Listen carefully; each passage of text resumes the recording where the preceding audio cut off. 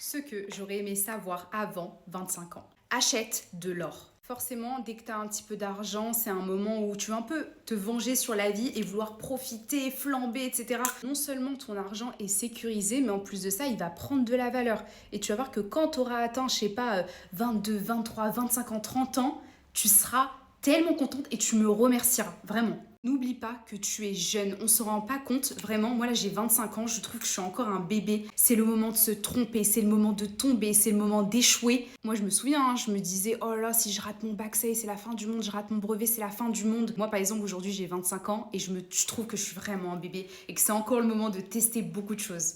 En fait, tout simplement te découvrir. Ne fais pas des garçons ta priorité, s'il te plaît. Parce que là, je parle aux filles. S'il te plaît, un homme qui te veut vraiment, il remue ciel et terre. Sinon, next. En fait, arrêtez-vous dessus. Même moi, je me suis mariée à 22 ans, et parce que ça valait vraiment le coup. Sinon, ça dégage. Vous avez vraiment pas le temps d'avoir le cœur brisé parce que vous devez prendre un train, le train de la réussite. Donc, s'il vous plaît, appliquez-moi ce conseil. C'est le plus important. Apprends à dire non. Tu sais pourquoi? Parce que si tu habitues quelqu'un à dire oui, le jour où tu diras non parce que vraiment tu as un empêchement, tu seras la pire personne du monde. Attention, je ne veux pas qu'on devienne égoïste non plus, c'est juste que faut pas habituer les gens, sinon vraiment les gens compteront toujours sur toi et ont certaines attentes en fait. Prends un rendez-vous chez un ou une psychologue même si tu estimes ne pas avoir de problème particulier. Tu apprendras réellement qui tu es. D'ailleurs, si jamais vous voulez une vidéo de comment ça se passe d'aller chez une psy, n'hésitez pas à me dire en commentaire, je vous expliquerai. D'ailleurs, ma psychologue, elle m'a dit c'est toujours mieux de régler ses problèmes le plus tôt possible, donc avant 25 ans, c'est très très bien.